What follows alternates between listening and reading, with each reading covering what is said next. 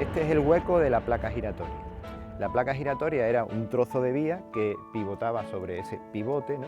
Y que servía para dos cosas. Una era darle la vuelta a las máquinas de vapor. También servía para llevar las locomotoras al taller. Son algunos de los restos de la antigua vía férrea que a principios de siglo transportaba el mineral entre las provincias de Huelva y Sevilla. Esta era la cochera donde se limpiaban y reparaban las máquinas. Si nos acercamos, veremos que cada una de estas tres vías, las tres de la derecha, tenía un foso. Ese foso servía para que los mecánicos pudieran inspeccionar la máquina por abajo.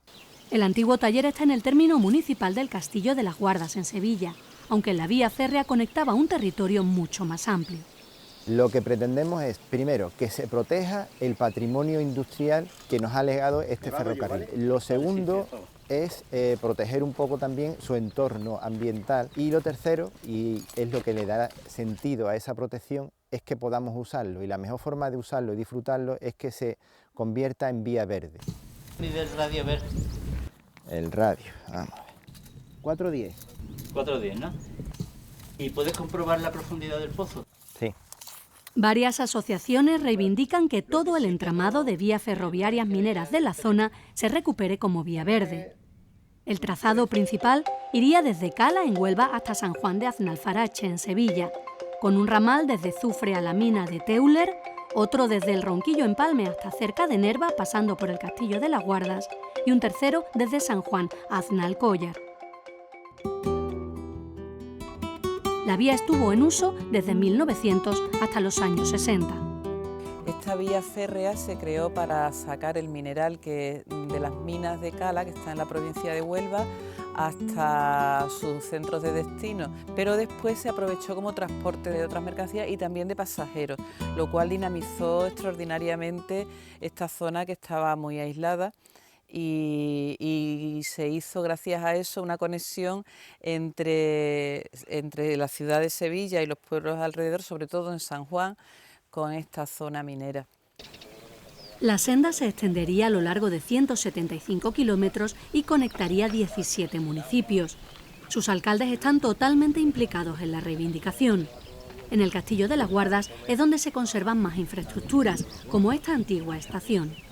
Esto podría ser un restaurante, aquello podría ser prácticamente el antiguo taller de las minas, podría ser un centro de apeadero, un centro de recibimiento del visitante. Yo creo que sería, por un lado, patrimonio histórico para poder visitar, por otro lado, turismo de naturaleza y de ocio y turismo familiar. Por lo tanto, esto sería para el Castillo de las Guardas que podría marcar un antes y un después en cuanto a la economía, al turismo y sobre todo a lo que llevamos hablando hace muchísimo tiempo, que es la despoblación. Y el camino sería ideal para bicicletas. El cicloturista medio en Europa gasta más que el turista normal. Entonces, este entramado de vías verdes conecta, es un detalle importante, conecta con una red que se llama Eurovelo, que es una red cicloturista europea. Y pone a la provincia de Sevilla y la sitúa perfectamente, y a Huelva en ese mapa cicloturista europeo. De momento, el único tramo ferroviario que está recuperado como vía verde es el del Ronquillo, 9 kilómetros a lo largo del embalse de la Minilla. Muy cerquita de aquí, llevando el nombre del empalme, la parte del Ronquillo está recuperada, pues bueno, se recuperó hace ya algunos años y bueno, y ahí tenemos un claro ejemplo del impulso turístico que ese tramo de 9 kilómetros ha hecho posible al pueblo del Ronquillo. Cerca del Castillo de las Guardas también podemos visitar un túnel por donde pasaba el ferrocarril, uno de los mejor conservados de la decena que queda. El túnel, como todos, está en buenas condiciones. Tú fíjate la sillería como está, los laterales de mampostería perfectamente aceptadas, la bóveda de ladrillo. Espérate, vamos a iluminarnos porque... En el trazado de la vía hay tramos que están en mejores condiciones y otros muy deteriorados. Hay otros que tienen dificultades pues, porque han sido ocupados por expansiones urbanas y el trazado en sí ya no está recuperable.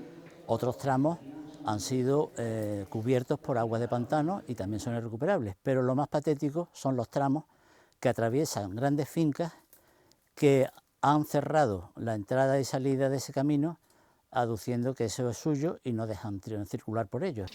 De hecho, hace 1 año y medio fue demolida la estación de La Riguela en el tramo de Guillena, en Sevilla. Lo hicieron los propietarios de la finca donde estaba situada.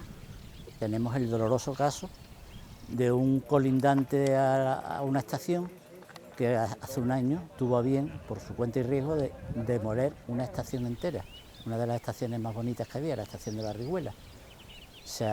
Están en trámite, se ha denunciado y estamos en trámite a ver lo que sucede. Y es que el principal problema para la recuperación de la vía es la titularidad de los terrenos. Según las leyes de ferrocarriles, estos ferrocarriles que eran de servicio público, cuando caducara la concesión, pasaban al Estado. Pero ¿qué ocurrió? Que cuando se inició el proceso de liquidación, ese proceso nunca terminó. Simplemente fue una ocupación de hecho, recuperaron ese terreno, pero sin hacer los trámites legales. Es lo que ahora hay que demostrar que efectivamente la titularidad sigue perteneciendo al Estado. ¿Qué es lo que necesitamos? Que se clarifique ya, que sea mañana si puede ser, o esta tarde si puede ser, que esto es patrimonio del Estado, y si esto es patrimonio del Estado, que nos den a los ayuntamientos implicados, y en este caso yo hablo en primera persona, el Ayuntamiento del Castillo de las Guardas, el ok para poder usar fondos que actualmente existen, que son fondos europeos. Sobre el río Jarrama, justo en el límite provincial entre Sevilla y Huelva, está este impresionante puente construido a principios de siglo para conectar las minas de Nerva con la antigua vía del Castillo de las Guardas. Este es espectacular, tiene un acceso algo complicado, pero es un gran desconocido. En ese sentido, pues te puedo comentar que como patrimonio industrial tiene un valor tremendo. Todo lo relacionado con el ferrocarril es patrimonio industrial. Puentes, túneles, toda la construcción que hay alrededor, acequias, cargaderos y por supuesto las estaciones, depósitos. Por aquí podría pasar la Vía Verde, que permitiría a los ciudadanos conocer el pasado minero de esta zona. El patrimonio industrial forma parte de la historia del hombre.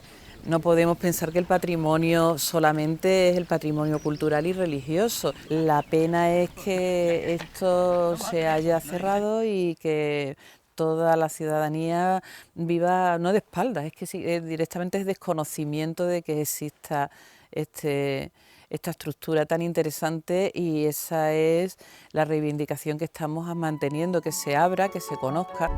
Las asociaciones y ayuntamientos implicados han solicitado a la Junta de Andalucía la declaración de bien de interés cultural para todos los restos que quedan del antiguo trazado ferroviario. Así podría frenarse el deterioro del patrimonio. Sería el primer paso para recuperar una salida a la naturaleza para más de 1 millón de personas. Lo que queremos es que la gente de Sevilla vaya y coja su vía verde con sus niños, bicicleta o paseando, y tengan un sitio en el cual puedan echarse al campo, tengan una salida directa y no tengan problema de que se atraviese un camión, un coche, un vehículo cualquiera. Un sendero se mueve por sitios que pueden ser más o menos dificultosos, entonces no todo el mundo puede disfrutar de un sendero. Sin embargo, de una vía verde puede disfrutar cualquiera, porque las vías verdes en España ya nacen siendo accesibles, es decir, cualquier persona en un vehículo de movilidad reducida puede transitar por ella y entra en el corazón de la naturaleza. Un camino accesible para hacer un viaje a través de la naturaleza, del patrimonio y de la historia.